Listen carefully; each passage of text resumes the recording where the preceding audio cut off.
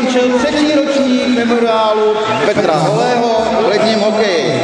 Tímto bych chtěl poděkovat všem sponzorům, všem zúčastněným hostům a všem organizátorům. Když dovolíte, začneme vyhlašování výsledků. Na 6. místě se umístilo mužstvo HC Poděbrady.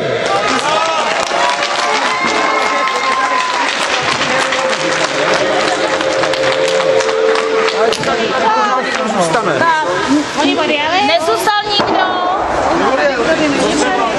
Odjeli, jo. Tak jsou doma, taky nejde strany. Jedeme dál. Na 5. místě se umístilo mužstvo HC Tábor A.